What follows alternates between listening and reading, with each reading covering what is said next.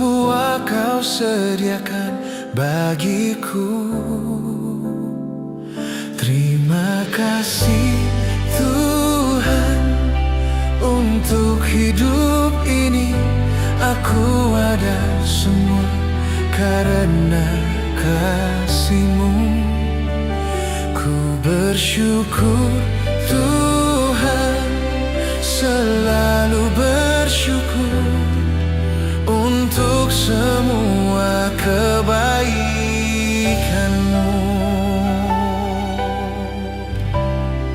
Oh, apa yang tak pernah dilihat mata dan tak pernah didengar telinga, dan yang tak pernah timbul di dalam hati, semua Kau sediakan bagiku. Terima kasih Tuhan, untuk hidup ini aku ada semua karena kasih-Mu.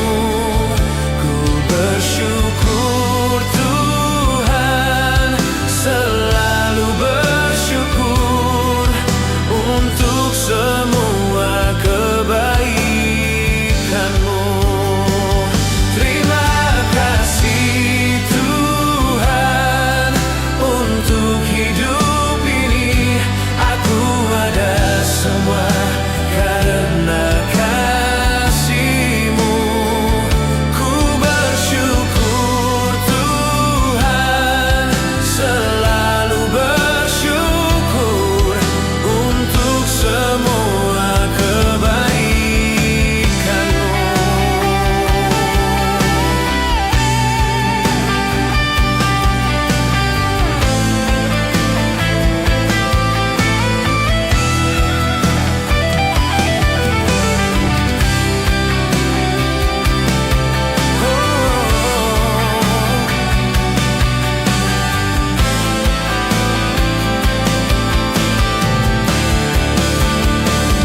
Terima kasih Tuhan, untuk hidup ini aku ada semua karena kasih-Mu.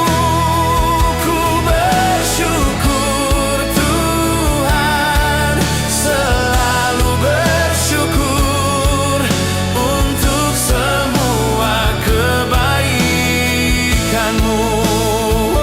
Terima kasih Tuhan, untuk hidup ini aku ada semua karena kasih-Mu. Karena kasih-Mu, selalu bersyukur untuk semua kebaikan-Mu, untuk semua kebaikan-Mu, untuk semua kebaikan-Mu.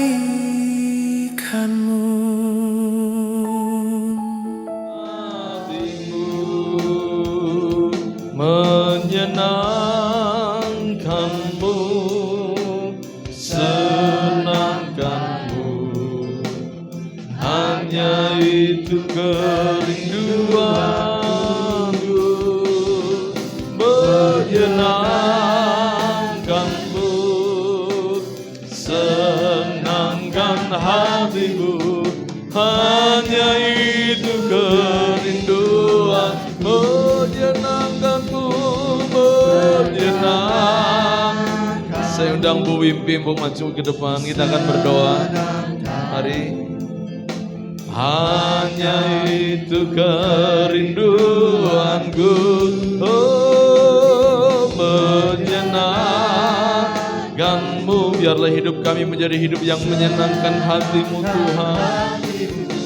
Hanya itu, sekali lagi katakan menyenangkan-Mu, menyenangkan-Mu.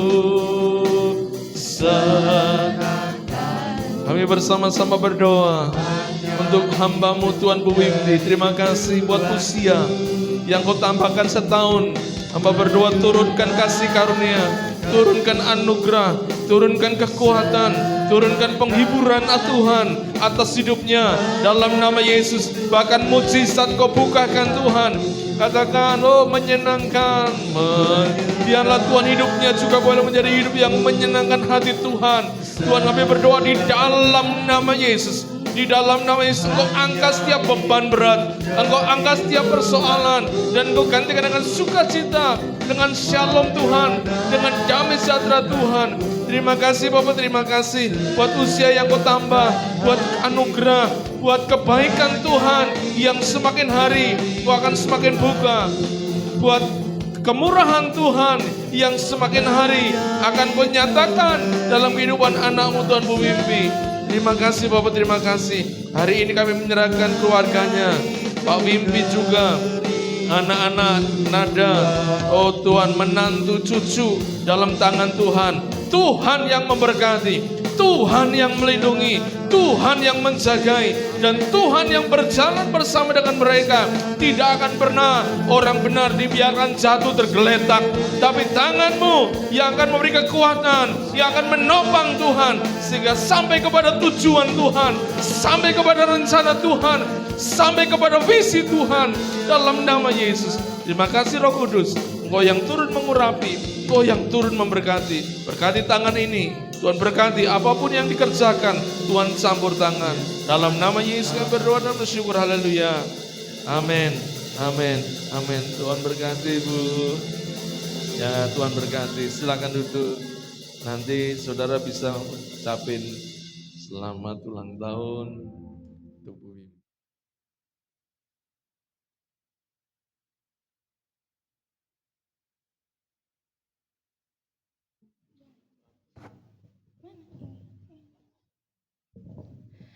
Shalom Bapak Ibu Saudara. Di sini anak sekolah minggu mau memperlihatkan hasil les selama sebulan, les bahasa Inggris dengan menghafal ayat hafalan. Dimulai dari yang cowok-cowok dulu.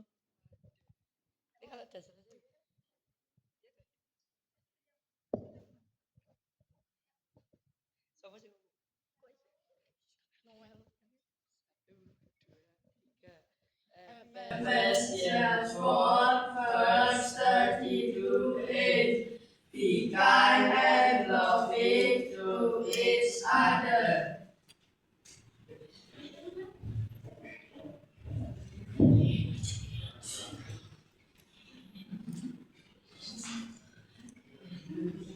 Psalm 23 verse 1a. The Lord is my shepherd.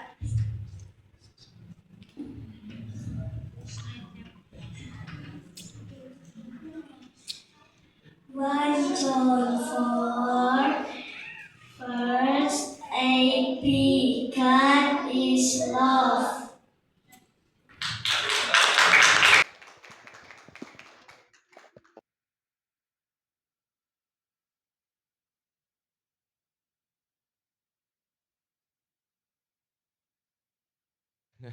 Bisa dikeluarkan temanya. Baik.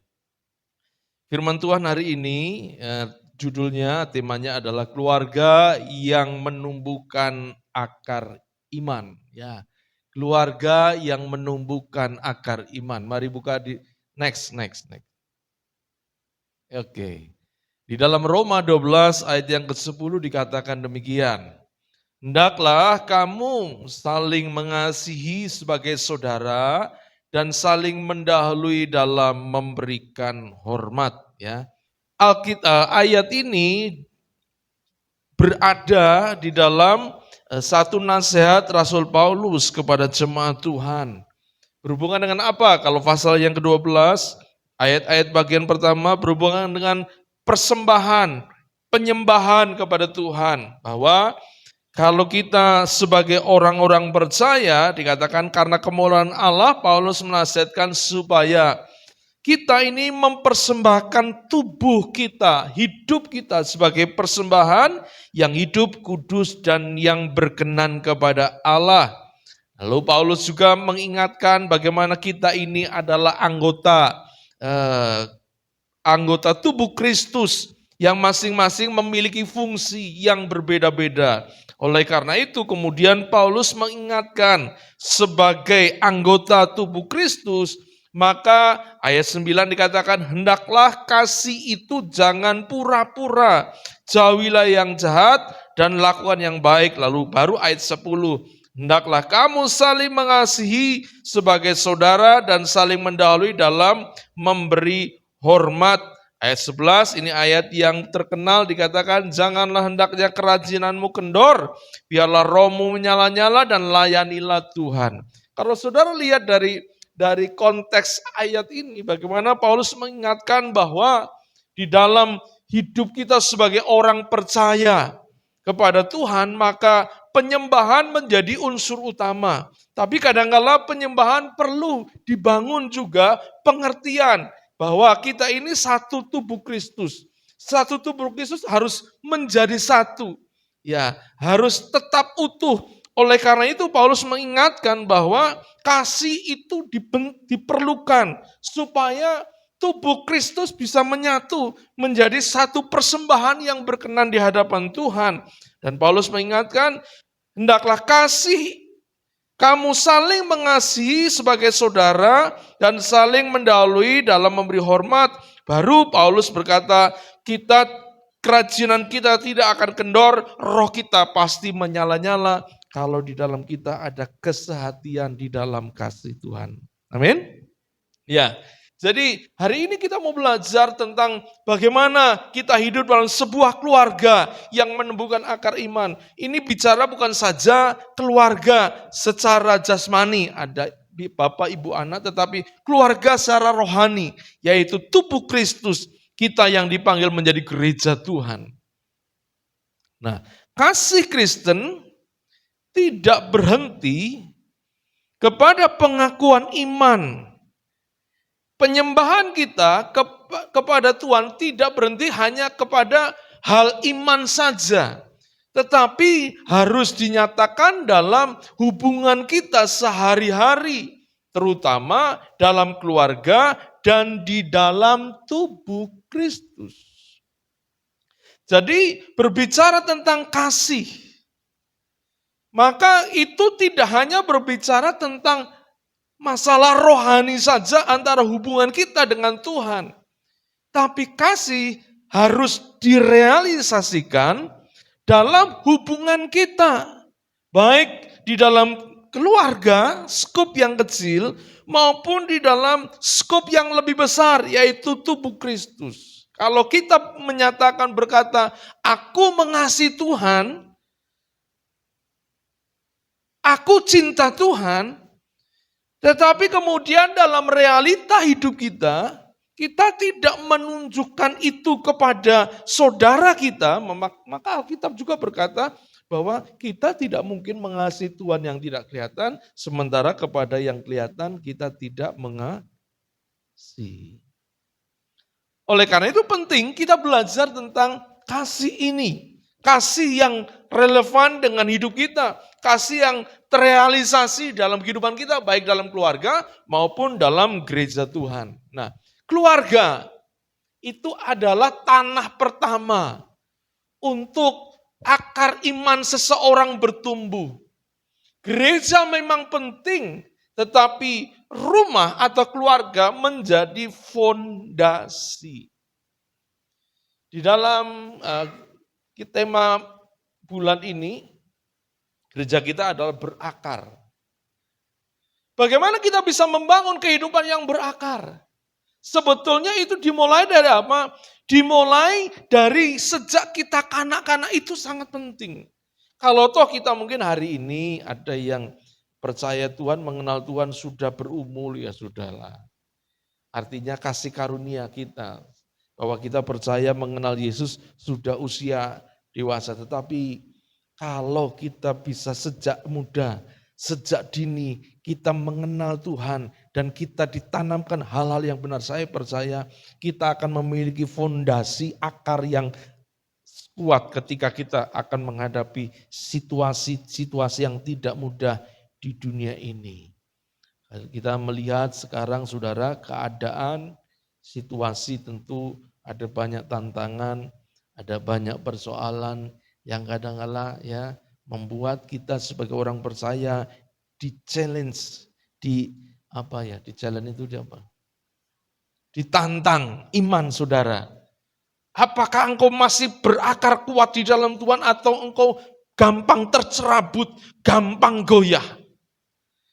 Oleh karena itu penting memiliki fondasi. Nah, fondasi yang pertama, tanah pertama di mana akar itu bertumbuh adalah keluarga. Banyak orang berpikir bahwa iman itu tumbuh di mana? Di gereja.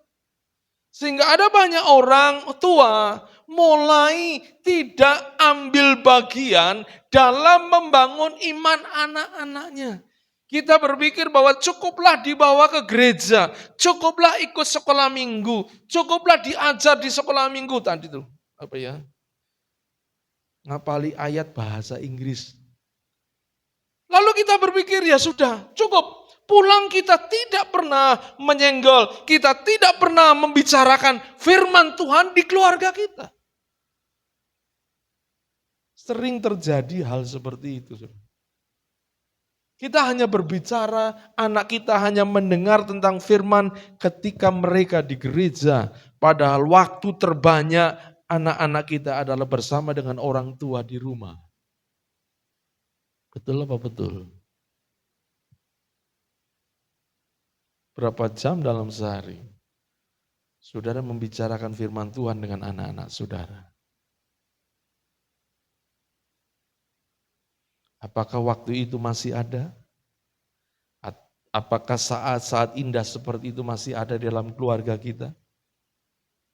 Mengapa kadang-kadang keluarga kita kehilangan waktu yang indah seperti itu? Karena apa? Kita lupa bahwa keluarga adalah tanah pertama di mana akar iman seseorang itu bertumbuh. Rumah menjadi fondasi. Anak-anak diajar tentang iman di gereja, mendengar tentang iman di gereja. Tapi kemudian dari mulai hari Senin, Selasa, Rabu, Kamis, Jumat, Sabtu di rumah, mereka sama sekali tidak pernah mendengar tentang iman. Bagaimana anak-anak kita bisa dijamin mereka punya akar yang kuat di dalam Tuhan? Itu namanya BIM abrakadabra sulap. Iman itu bukan sulap. Iman itu sebuah proses. Kalau orang Yahudi itu mereka diminta untuk mengajarkan anak-anak pada waktu kamu duduk, pada waktu kamu berjalan, pada waktu kamu di mana saja, kamu ajar mereka tentang iman, ajar mereka tentang firman Tuhan, bicara kepada mereka tentang firman Tuhan. Sampai hari ini orang Yahudi melakukan hal yang sama. Tidak heran kalau orang-orang Yahudi punya kecerdasan di atas rata-rata orang di dunia. Karena takut akan Allah adalah permulaan pengetahuan.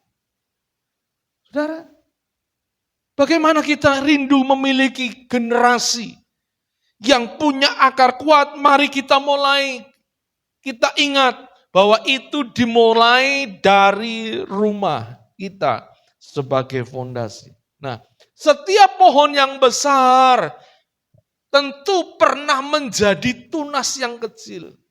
Setiap iman yang kuat, setiap rohani yang kuat, biasanya bertumbuh dari lingkungan yang sehat seperti benih itu, seperti tunas yang ditanam. Nah, keluarga adalah tanah pertama di mana akar rohani seseorang masuk ke dalam, bertumbuh di dalamnya. Keluarga penting. Karena disitulah anak-anak diajar, disitulah anak-anak mengenal tentang kasih yang sejati. Mereka bisa mengalami, mereka bisa mengerti, oh kasih itu seperti dari mana? Dari keluarga. Mereka bisa belajar tentang iman, hidup dengan iman, hidup dengan percaya, tidak bergantung kepada manusia. Dari mana? Dari keluarga. Memang gereja penting, sekolah penting, tetapi keluarga adalah fondasi yang paling penting. Jangan jadikan rumah kita hanya sekedar tempat kita pulang, tidur, istirahat. Tetapi jadikan tempat kita menjadi tempat yang indah untuk surga hadir di tengah-tengah kita. Coba saudara, rumah keluarga saudara hari ini, kira-kira apakah keluarga kita sudah menjadi keluarga yang menyenangkan anak-anak belajar tentang iman, atau kita hari ini mulai kehilangan? Wah, waktunya hilang. Apalagi hari ini kalau sudah bicara tentang sibuk. Oh, sibuk sampai kehilangan waktu untuk Tuhan. Gak bisa ada waktu untuk Tuhan. Jangankan ke gereja, bahkan kalau kita pulang ke rumah sudah, yang penting saya mandi, selesai mandi istirahat tidur. Besok bangun pagi, mulai pikirkan pekerjaan. Yes, yang penting anak disiapkan makan, setelah makan nanti mereka berangkat ke sekolah. Kita tidak berpikir mereka di sekolah mau ketemu apa, mau dapat pelajaran apa, mau mendengar tentang apa, mau mendengar tentang yang baik atau yang jahat. Kita tidak pernah berpikir itu. Tetapi kita punya kerinduan anak kita bertumbuh dalam Tuhan. Kita punya kerinduan anak kita diberkati Tuhan. Kita punya kerinduan mereka berakar di dalam Tuhan. Mungkinkah itu? Mungkin tidak. Ketika kita mulai kehilangan waktu-waktu di mana kita menanamkan benih, meletakkan benih iman di dalam diri anak-anak kita, di keluarga yang menjadi tanah yang subur untuk anak-anak kita berakar dalam Tuhan. Mari saudara, jangan kehilangan waktu. Momen-momen ini jangan sampai saudara kehilangan. Kalau mungkin hari ini kau diingatkan Tuhan, oh iya ya, hari ini aku lupa. Hari ini aku sudah melewatkan waktu yang banyak. Sehingga apa? Aku hanya isi hidupku dengan pikiran, oh cari uang, mencukupkan kebutuhan anak-anak, cari uang untuk makan, pakaian, kebutuhan mereka, selesai itu. Dengar saudara, ketika kita kehilangan momen-momen waktu, kita menanamkan akar yang kuat dalam diri anak-anak. Tantangan anak-anak kita ke depan itu tidak mudah. Anginnya besar. Badainya besar. Kalau anak-anak kita tidak punya akar yang kuat, mereka gampang sekali. Untuk apa? Ikut arus dunia. Oh, anak-anak, apalagi anak-anak saudara ya. Anak-anak muda itu gampang, anak-anak kita itu gampang mengikuti apa yang sedang FYP. Ya, sekarang istilahnya apa? FYP, betul ya? FYP itu apa? Apa artinya? Hah? For your page, artinya? Oh, khusus untuk kamu. Bahwa semua mencari yang menyenangkan. Bisa orang melihat. Coba saudara, kalau saudara malam lewat Slamet Riyadi, dari mulai Novotel ke timur, itu kiri kanan, itu motor diparkir berjejer padat. Ada apa di sana? Hah? Ada apa? Coffee shop. Orang ngopi. Zaman kita dulu ngopi di warung kopi. Neng kayu di teras rumah, karo ning pinggirnya no blanggreng. Sekarang enggak saudara, anak-anak muda bosan di rumah. Mereka cari teman yang sebaya, di mana? Di coffee shop, duduk, Di mana-mana coffee shop sekarang penuh, padat, merayap. Orang muda semua ke sana. Karena apa? Mereka cari hiburan. Karena apa? Mereka cari sesuatu yang bisa mengisi mereka. Sekarang nggak zamannya orang ke mana ya? Ke 21, nggak zaman ya. Di Solo 21 masih ada nggak sih? Masih ya? Masih? Masih. Di mana? Di Grand Mall masih ada kelihatannya ya? Masih. Tapi nggak seperti dulu, saudara.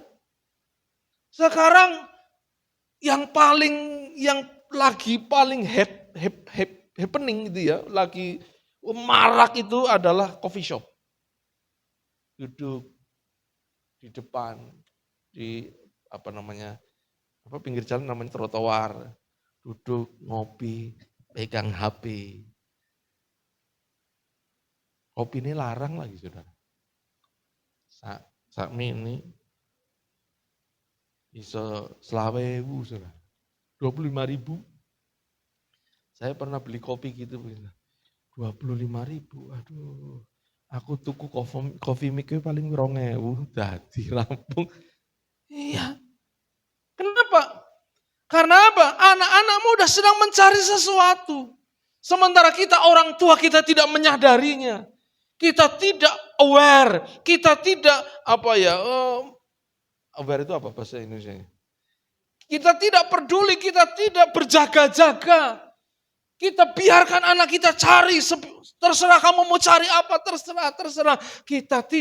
Kadang-kala banyak orang tua, keluarga tidak peduli, tidak memberikan tanah yang baik untuk apa? Anak-anak kita berakar di dalam Kristus. Itulah yang terjadi di Eropa. Ketika revolusi industri luar biasa. Dulu sebelum terjadi revolusi industri, teologi, pekerjaan Tuhan, misi itu dikirim dari Eropa luar biasa ke seluruh dunia termasuk ke Indonesia. Yang membawa Injil masuk ke Indonesia itu orang-orang Eropa. Bahkan ada yang mau mati di Indonesia. Contoh di Batak. Kenapa orang Batak banyak orang Kristen? Karena ada orang yang mau mati di sana namanya No Manson. Sebelum No Manson ada banyak sekali misionaris yang rela mati. Ada yang ke Papua.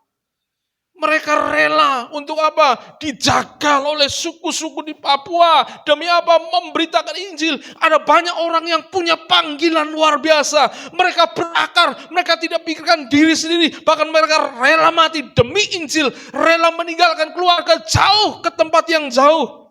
Demi Injil. Kenapa? Karena dulu keluarga-keluarga menanamkan hal-hal rohani. Tapi ketika revolusi industri, kemajuan mulai terjadi dalam teknologi, kemudian juga filsafat berkembang luar biasa. Orang kemudian mulai mengandalkan pikiran. Semua diletakkan kepada pikiran, mulai logika berjalan. Orang mulai mengejar sesuatu yang berbau modern, orang mulai terjebak di situ sehingga apa? Keluarga-keluarga mulai kehilangan waktu menanamkan kebenaran firman Tuhan kepada anak-anak mereka yang terjadi hari ini. Di Eropa ada banyak gereja dijual dan jadi masjid, jadi diskotik. Ngeri nggak saudara?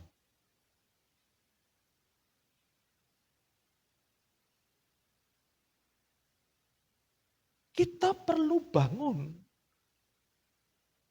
akar yang dalam supaya kita tidak kalah dengan musuh kita. Sebab lawan kita bukan darah dan daging atau firman Tuhan. Tapi roh-roh jahat penguasa ini ada di tempat ini. Oh saudara mana, enggak ada. Makanya saya kadang-kadang dalam doa saya, Tuhan, jagai umatmu Tuhan di tempat ini Tuhan. Jagai Tuhan. Lindungi Tuhan. Karena saya percaya pasti panahnya itu deres banget. Iblis gak mau, gak seneng. Tempatnya diusi-usi. Tempatnya mulai ada gangguan di sekitarnya pasti iblis gak seneng. Betul gak? Kalau saudara dan saya tidak berakar. Bahaya saudara. Kita harus berakar. Tapi kalau kita berakar dalam Tuhan. kita akan merebut dan kita akan mengalami kemenangan. Amin.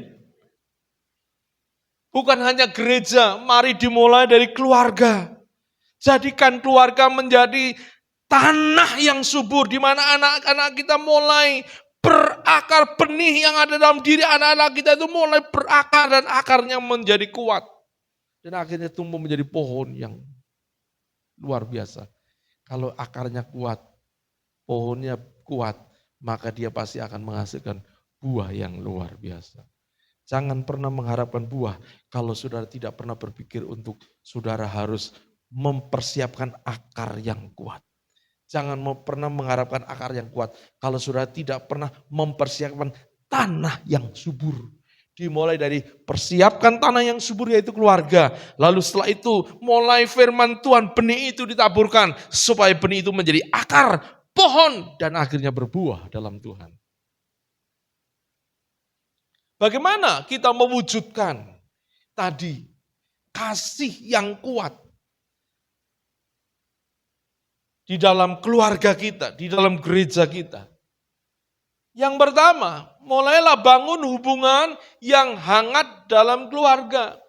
Paulus menekankan kasih persaudaraan yang penuh kehangatan dan ketulusan. Coba saudara baca Mazmur 133 ayat 1. Ya, salah seorang baca, sungguh alangkah baik. Mazmur 133 ayat 1. Ada yang sudah dapat, tolong baca.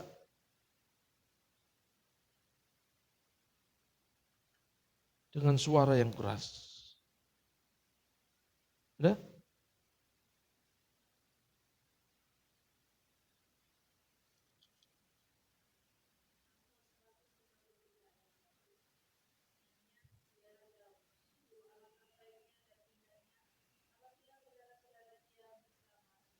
Iya, sungguh alangkah baiknya dan indahnya apabila saudara-saudara diam bersama dengan rukun. Ayat selanjutnya dikatakan apa? Ayat 2.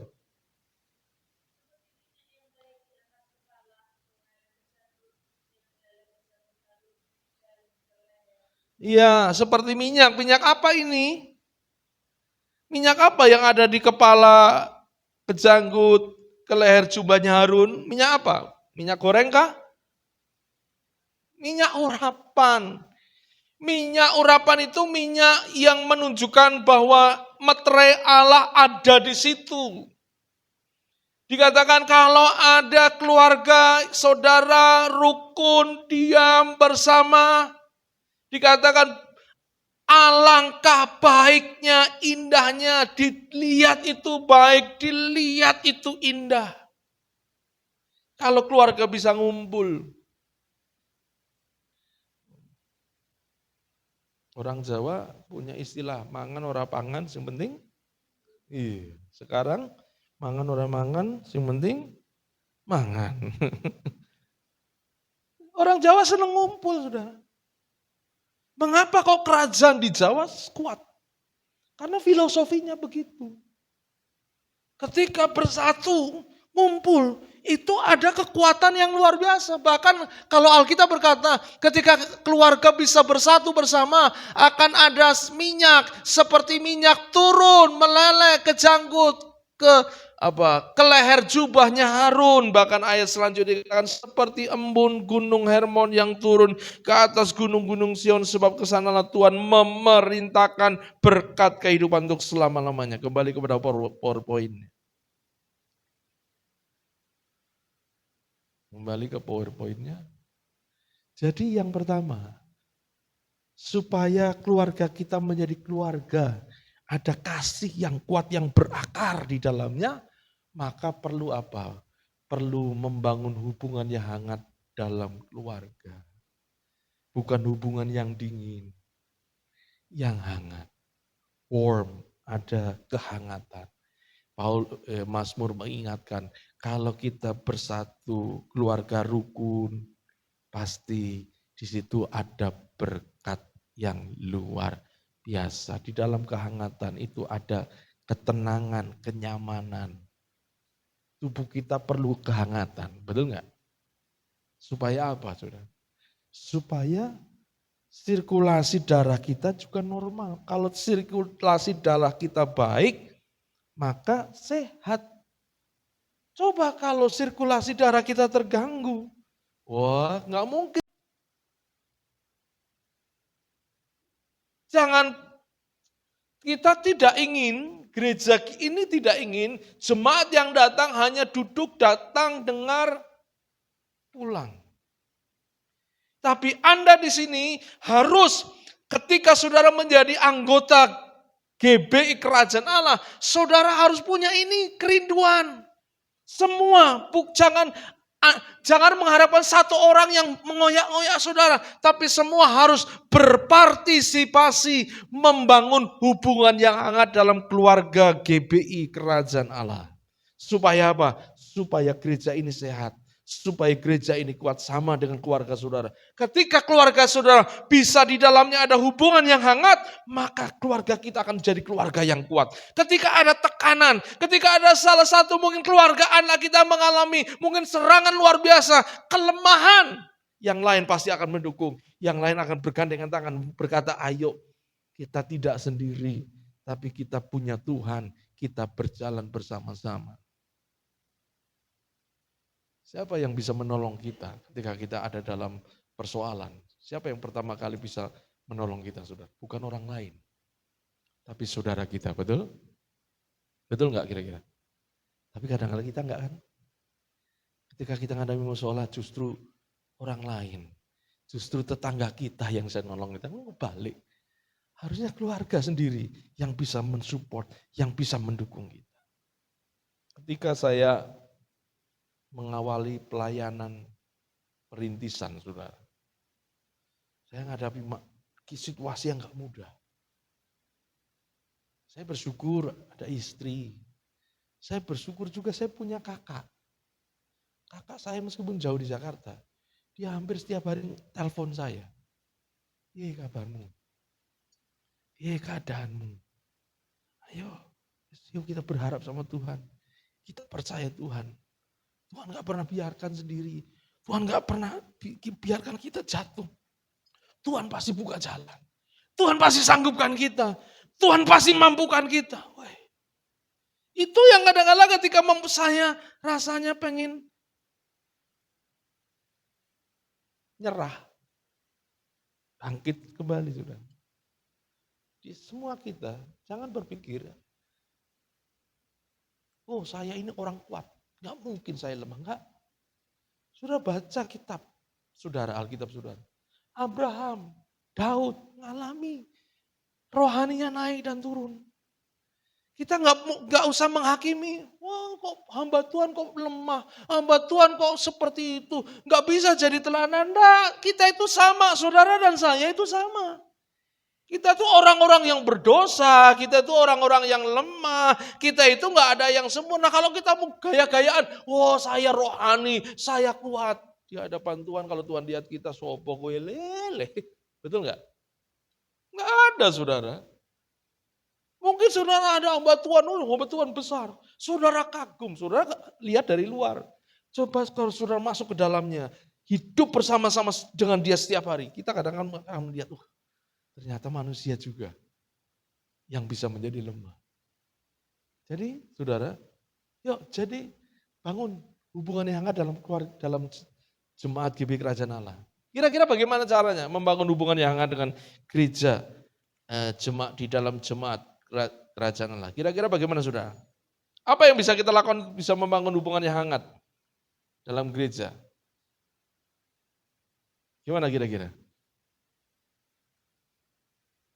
Tadi loh, di awal saya ngajak, yuk salaman. Halo, apa kabar?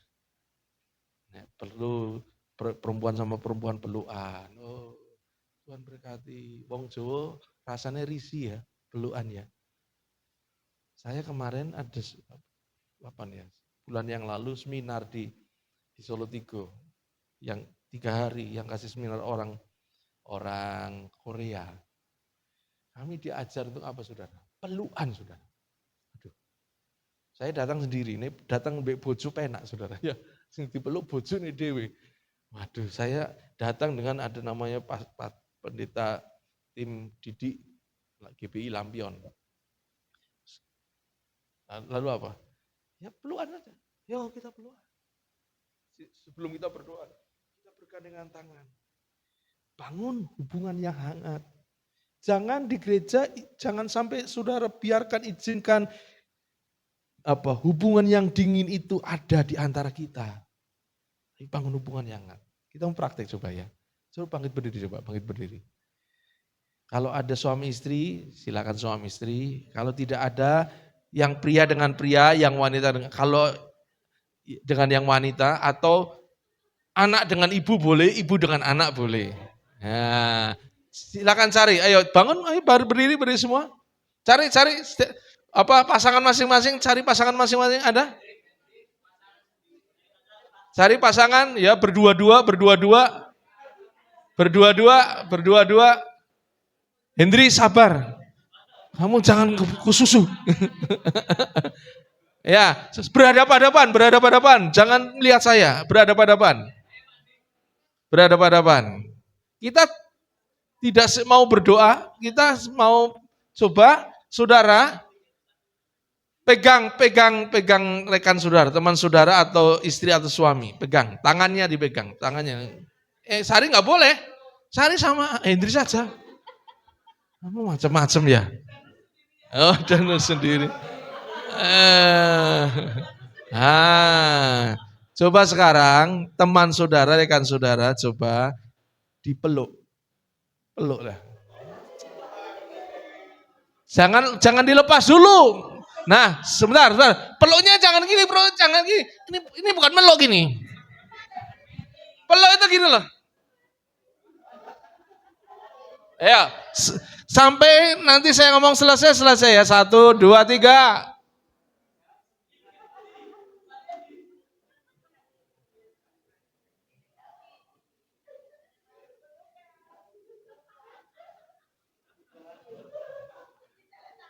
Ya, coba saudara.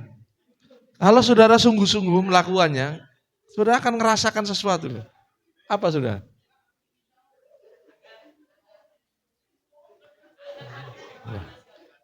Itu repotnya suami istri biasanya mau sudah lama gitu dipeluk sumo. Wah, tandanya apa nih ngomong itu?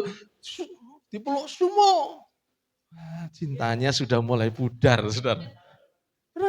Loh, kita perlu loh. Kita kadang-kala orang Jawa sangat miskin dengan ekspresi kasih. Kita nggak punya. Orang tua dengan anak. Kalau orang Jawa ya, orang tua kan dengan anak. Itu harus kadang-kala orang tua jaim. Kalau orang tua punya perasaan apa, yuk nggak usah ditunjukkan. Karena apa? Orang tua menjaga supaya anak menghormati. Itu orang Jawa. Ekspresi kasihnya kurang, sehingga ada banyak sekali anak-anak yang tumbuh dari kultur Jawa. Mereka adalah anak-anak yang tumbuh dengan tidak memiliki kehangatan kasih.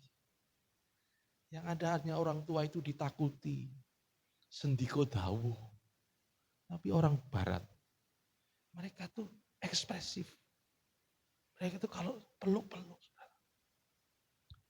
Kenapa? Di dalam kehangatan itu ada kekuatan, ada rasa yang tidak bisa di-create dengan apapun. Mari kita bangun kehangatan dalam keluarga, kehangatan dalam gereja kita. Komkris salah satunya dibuat supaya apa? Gereja kita ada kehangatan. Kadang-kala serangan-serangan dari luar termasuk iblis itu mencoba apa? Menyerang kita dengan apa? Dengan sikap atau hubungan-hubungan yang dingin. Orang kalau sudah hubungannya dingin, wis lah. Suami istri kalau sudah hubungannya dingin, nanti tinggal dihitung dengan waktu. Hancur. Makanya diperlukan gereja hari ini, gereja yang memiliki ini loh. Hubungan yang hangat. Kita coba, gereja kita sudah coba banyak cara. Lewat komkris, lewat makan bersama. Anda tidak boleh langsung pulang, ngumpul, bisa ngobrol. Itu membangun kehangatan, kasih persaudaraan. Supaya apa? Tujuannya supaya kita ini bisa terus berakar kuat di dalam Tuhan, butuh orang lain untuk membangun menjadi support system bagi kita. Saudara dan saya tidak bisa hidup sendiri. Kita butuh support system, yaitu apa? Baik keluarga maupun gereja Tuhan harus menjadi support system supaya kita berakar di dalam Tuhan. Gereja dan keluarga seharusnya menjadi tempat yang aman untuk bertumbuh dan dipulihkan. Kasih yang hangat menciptakan suasana penerimaan dan keterbukaan. Gereja harus ada ini, saudara. Penerimaan dan keterbukaan. Semua diterima. Tidak ada satu diterima, satu tidak. Tidak boleh ada geng-gengan, meskipun ada komkris, tidak boleh ada, oh aku senengane dolane be ini saja, tidak boleh. Semua harus sama. Kita harus menerima setiap orang seperti Yesus menerima saudara apa adanya. Amin. Kita harus terima orang lain apa adanya. Kita harus saling terbuka. Bangun relasi yang peduli. Bukan acuh tak acuh, sediakan waktu dan perhatian bagi sesama.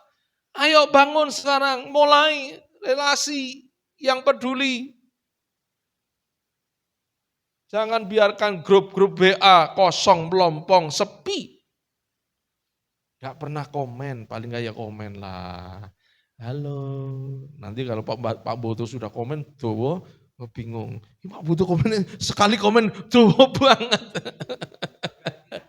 Berarti agak. Bangun relasi saudara, mari kita usahakan.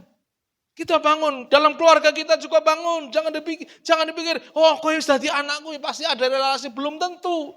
Orang tua dan anak ada juga yang relasinya tidak terbangun. Anak merasa tidak punya orang tua merasa tidak punya anak. Ketika orang tua punya butuh, punya kesibukan, punya beban yang berat, anak gak peduli. Peduli amat, itu kan urusannya mama papa, itu kan urusannya orang tua. Sementara orang tua juga sibuk dengan yang penting aku kerja, cari uang, aku pergi. Memang nanti ujung-ujungnya anak, tapi yang penting hidupku cari duit. Sekarang nih gak ada duit, oh rekoso. Sementara kita lupa, kita membangun relasi dengan anak kita. Lewat mungkin duduk bersama. Saya kadang-kala protes sama anak-anak saya. Kalian kalau di rumah jangan di kamar saja, keluarlah.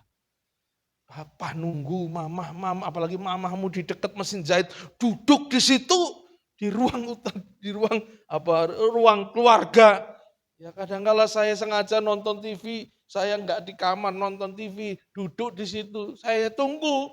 Waduh, memang zaman sekarang berbeda seperti dulu ya. Dulu kadang-kala dengan orang tua bisa ngobrol, bisa cerita. Tapi sekarang waktu itu menjadi amat sangat mahal. Makanya jangan saudara sampai kebablasan. Mulai pikirkan bagaimana membangun relasi dalam keluarga kita, dalam gereja kita. Itu menjadi, kita sedang membangun apa? Tempat di mana anak kita, diri kita juga untuk apa? Kita berakar dalam Kristus karena kita ada wadahnya, kita ada support sistemnya.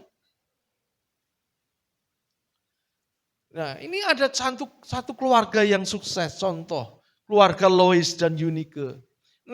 Ada seorang nenek namanya Lois, dia punya anak namanya Eunike. Ini adalah orang yang luar biasa. Dia pendoa, dia orang yang pelayanan luar biasa, dia orang yang cinta keluarga. Hidupnya penuh dengan iman sehingga apa? Dia punya anak namanya Timotius. Timotius melihat iman di rumahnya, iman neneknya, iman ibunya, dan juga melihat kehidupan mereka yang nyata dalam keluarga. Akhirnya Timotius belajar tentang sesuatu yang berharga, di mana bukan di luar tetapi di keluarga. Kemudian di dalam rumah ada atmosfer rohani yang luar biasa. Timotius merasa dihargai, Timotius merasa ada penghargaan. Timotius merasa ada orang-orang yang peduli di rumahnya. Sehingga apa? Yang terjadi dalam diri Timotius? Timotius muda, dia tumbuh menjadi pemimpin muda yang kuat. Memimpin sebuah jemaat di Efesus. Waktu itu sudah diperkirakan ribuan jumlahnya. Seorang muda, meskipun banyak serangan. Yang menganggap Timotius nggak becus apa-apa, yang menganggap Timotius plonga-plongo. Makanya Paulus berkata kepada Timotius, hei Timotius, janganlah engkau dipermudah karena engkau muda, tapi jadilah teladan dalam ini. Paulus ngajarin, karena apa? Timotius diserang, dianggap muda, dianggap nggak becus, dianggap nggak mampu. Tapi Paulus mengatakan, jangan, engkau harus jadi teladan. Tapi karena memang dia punya dasar yang kuat, keluarga yang luar biasa, dari Louis dan Inga, tumbuh menjadi pemimpin yang kuat. Kalau saudara ingin anak-anakmu menjadi pemimpin yang kuat, bangun support system, bangun, berikan tanah yang subur untuk mereka berakar dan bertumbuh dalam Tuhan. Yang berikutnya, selain tadi bangun dengan kehangatan, yang berikutnya adalah tanamkan sikap penuh hormat. Dikatakan hendaklah kamu saling mendahului dalam memberi hormat. Ya, kasih sejati, menghargai orang lain lebih tinggi dari diri sendiri dan menganggap orang lain lebih utama.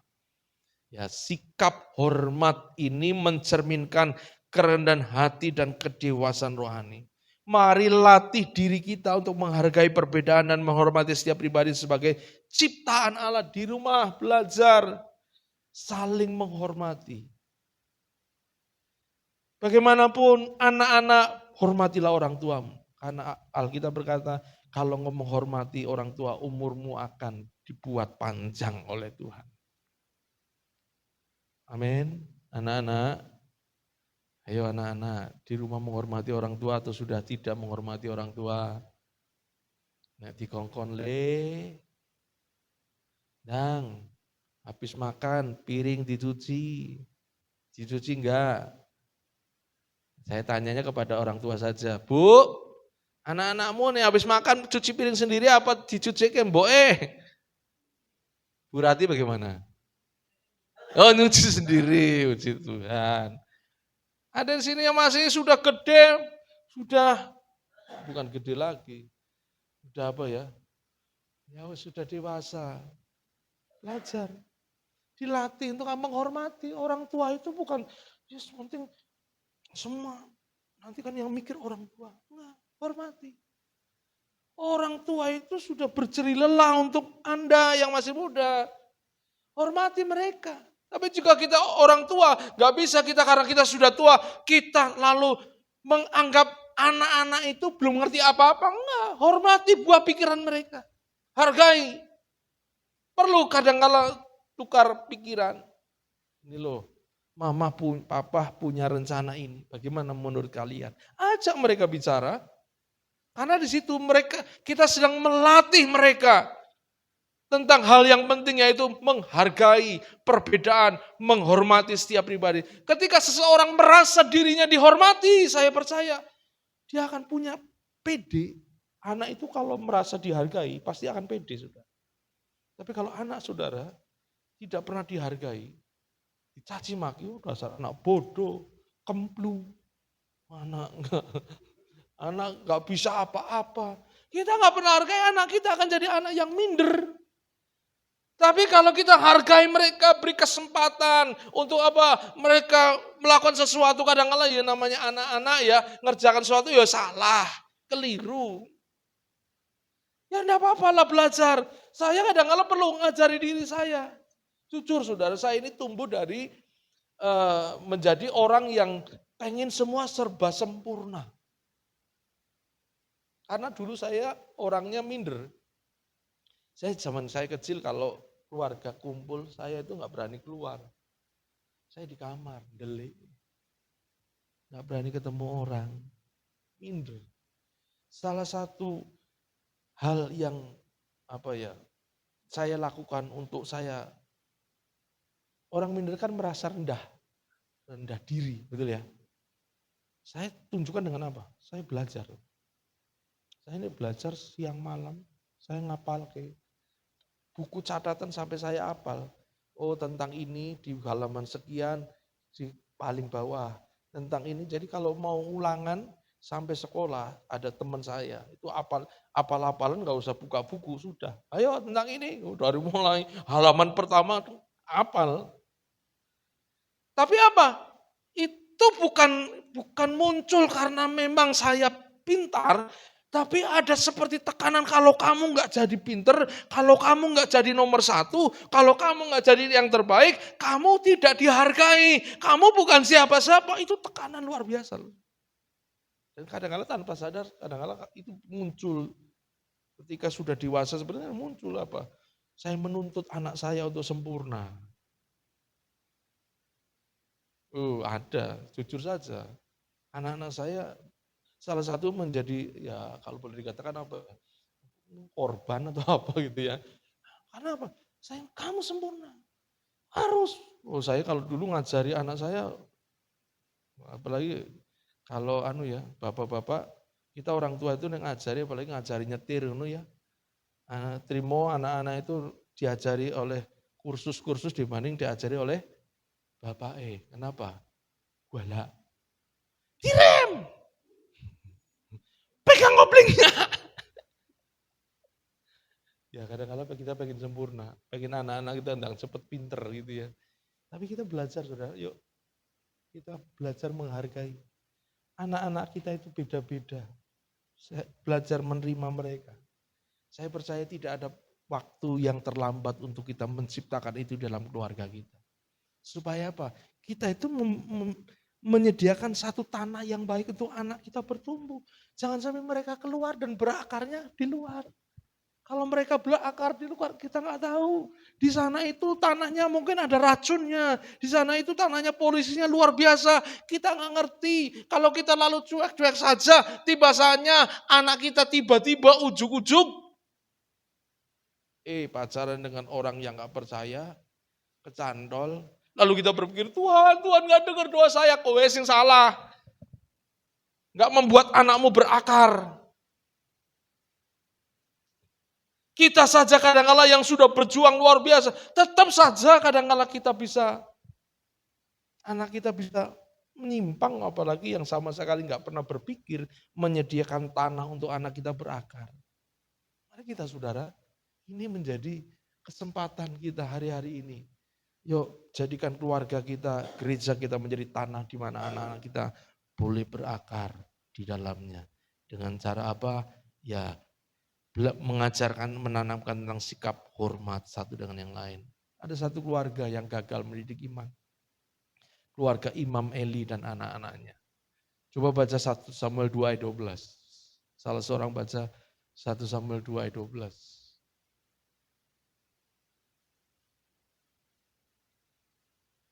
Ada yang sudah dapat? Bisa dibaca?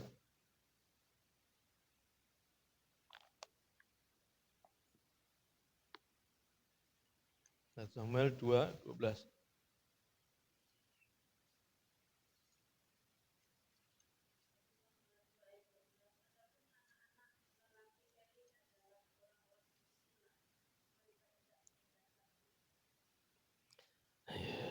Padahal sudah tahu Eli itu siapa? Imam besar. Tapi anak-anaknya bagaimana? Dursila, tidak mengindahkan Tuhan. Yang saya kadang-kadang waktu saya renungkan ini saya malu begini. Kenapa kok Timotius jadi hebat, tapi anaknya Imam Eli kok dursila? Kenapa ya? Yang saya jadi malu begini. Kalau Timotius itu karena punya ibu yang punya iman. Imam Eli apakah tidak punya iman?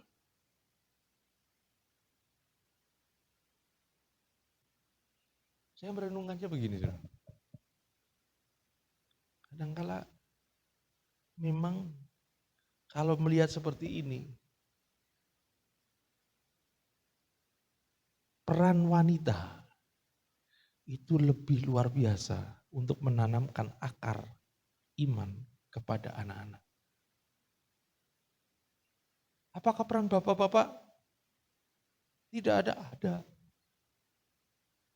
Cuma peran wanita itu luar biasa.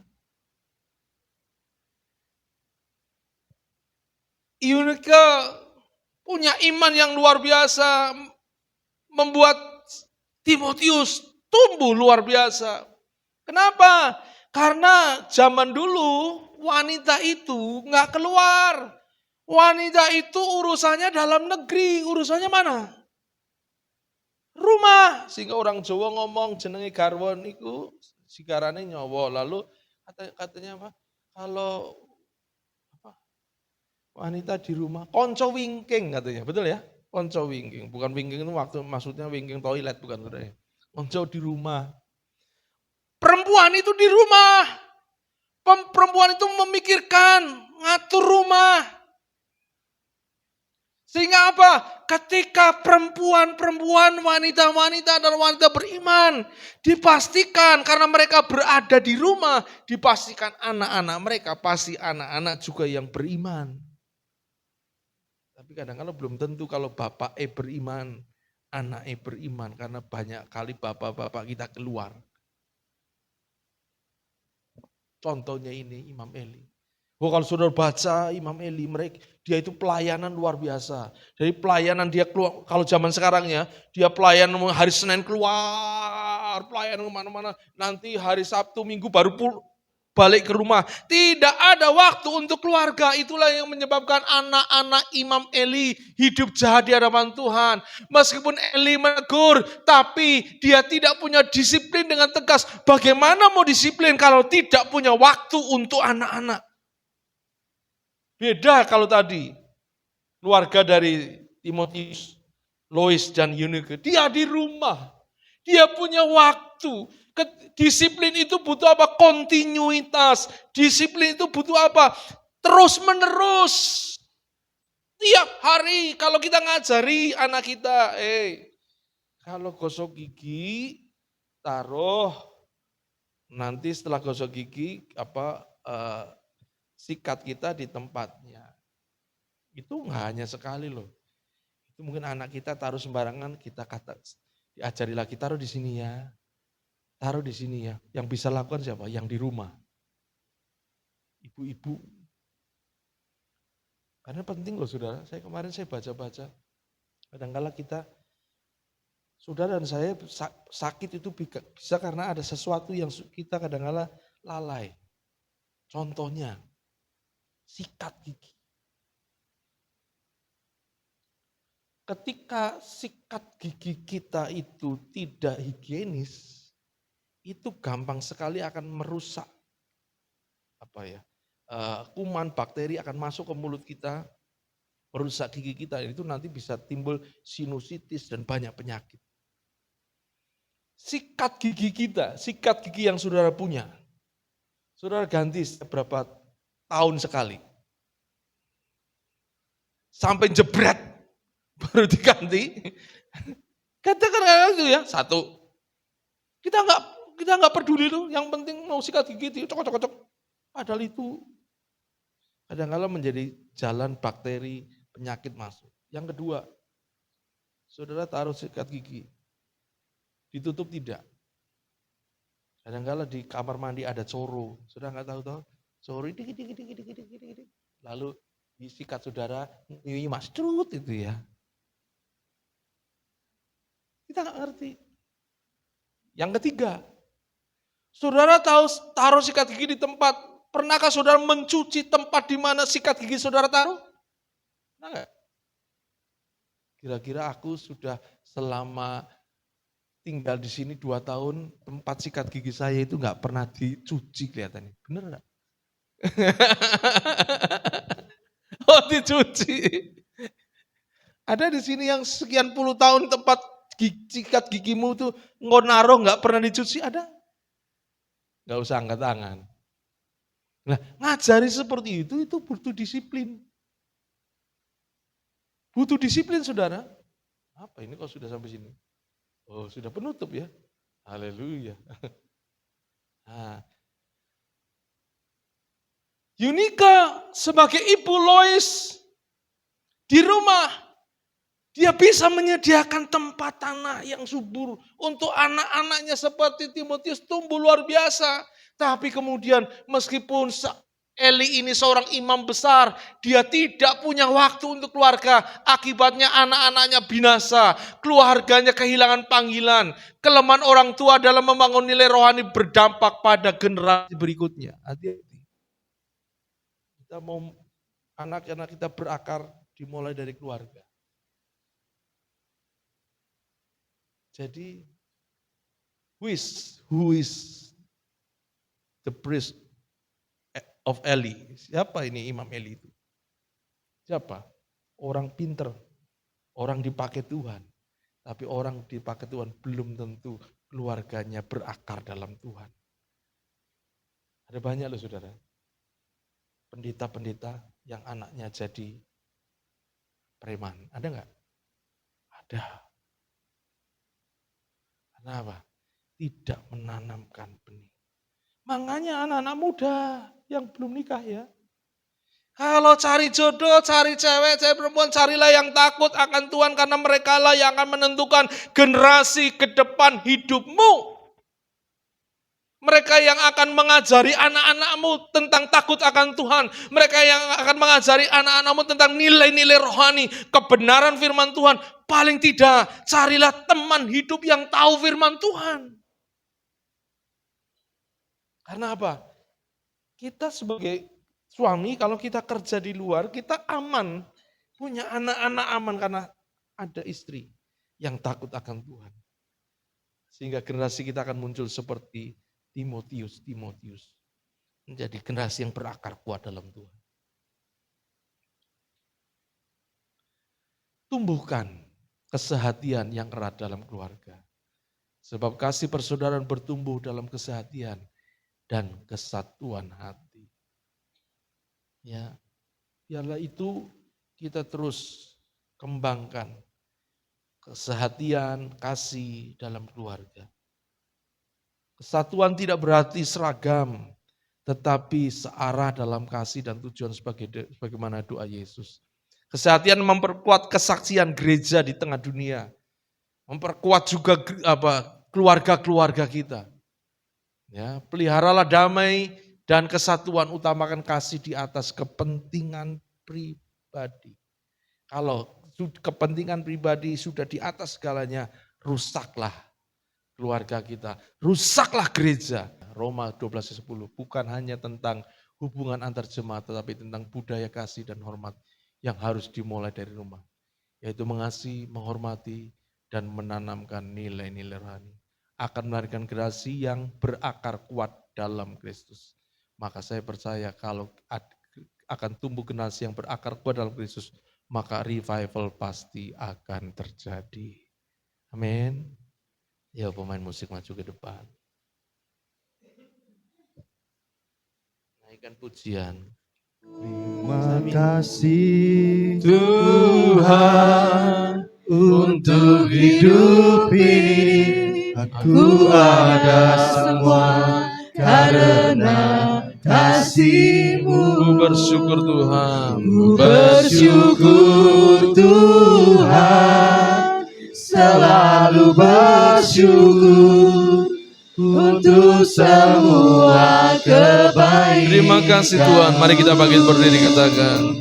Terima kasih Tuhan untuk hidup ini. Aku ada karena kasih. Ku bersyukur Tuhan. Bersyukur Tuhan, selalu bersyukur untuk semua kebaikan. Terima kasih Tuhan. Terima kasih Tuhan untuk hidup ini. Aku ada semua karena kasih-Mu. Bersyukur Tuhan, selalu bersyukur untuk semua kebaikan. katakan kembali terima kasih